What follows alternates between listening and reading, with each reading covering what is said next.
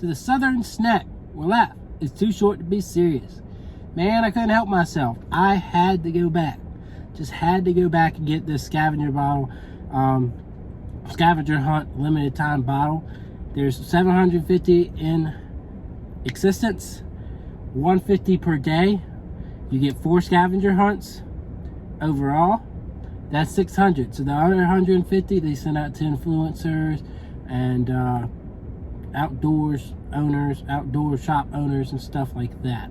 So that's accounts for the 750 if y'all were wondering how that all adds up. Anyways, went back to the flavor tasting because I said, well, might as well. There wasn't a lot of people at 8 a.m. and you know, if you're not going to show up at 8 a.m. you might as well just accept the risk that you're not going to get to do this. So went ahead and did it again, and I partially regret it because every experience feels like it could be subjective, and that's for every person, and that's for every individual experience for multiple times too.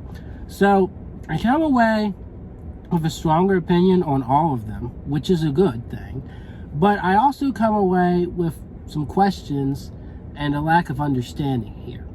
So there are a few that didn't move much. There are a few that moved a lot. So let's break that down. You go ahead and subscribe. I would appreciate it. There's going to be a lot of Mountain Dew content coming. If you love Mountain Dew, I've got some unique posts, some unique reviews. So you're definitely going to want to, stay tuned for all of that. I am excited for the summer and hopeful that a lot is to come for me, for you, for everybody. So we're going to break down the rankings 1 through 6. And again, they're the same flavors I talked about yesterday, but I've got a firmer idea on everything. Number 1, Summer Pop. It's just, I just felt the urge here to just move it up to number 1. It is the best flavor. It's very simple and nails what it's going for. It tastes like a firework pop. Very good, very sweet, very simple, not too much in there. And it just feels like it's perfect for the summer. Number 2 would be Elderberry.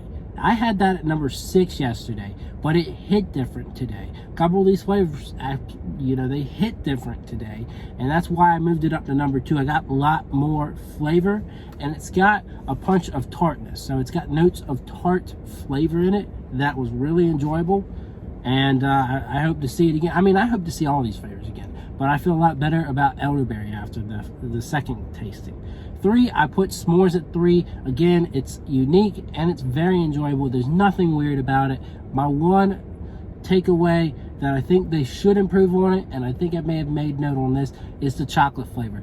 They actually revealed there is no chocolate in this flavor at all, which it's still very good with no chocolate, but they really should put chocolate in this deal. Oh, and I didn't even post for my thumbnail, so let's take a break. Halfway through the list, and that's just going to be a picture of the flavors again. Well, a different angle, I got a better picture with a different angle this time. So anyways, number 4, I put apple cinnamon. I believe, yeah, I put apple cinnamon. Again, it's like thrashed apple, less sweet, and it's got flavors punched in there that kind of make you think of a fancier apple dessert. It's got brown sugar, it's got cinnamon, and it's very good. Very good. I just don't like it as much as the others, especially when we already had thrashed apple. But I think it would be good to have this flavor around at some point because it is a very enjoyable, not as sweet as thrashed apple flavor. All right, number 5. This one was number 3 yesterday, so it kind of fell down the list. It just didn't hit as well. The flavor was still bold, but it just, I don't know, I didn't love it as much. So it is, again, fruity and bold like the Elderberry, but instead of tart notes, it's more on the tangy side. So tartness, I think, a little bit bitter, tangy, a little kind of like hoppy beer. Like it's got that sweet sourness to it, per se. So I really do like Huckleberry. Again, it's a flavor I want to see, but not quite as good as yesterday. And I'm not going to rank these. I am ranking them. Rate. I'm not going to rate them just because I feel like it's just hard to. When we get more solidified, bigger versions of them that I can sip on and just sit there and process, that's when I'll feel right about rating these. Just like yesterday, I didn't really rate them very consistently. Like, I gave 3 of them a rating and others I forgot because it just feels out of place. So to end off, of course, is Pickle. Yesterday I had Pickle at 5, but Elderberry just went and shot it way up because the flavor was more bold. It was more enjoyable for me. So where do I see Pickle? What do I see? Again, it's not like your dill pickle with that vinegar sourness to it, that vinegar tang.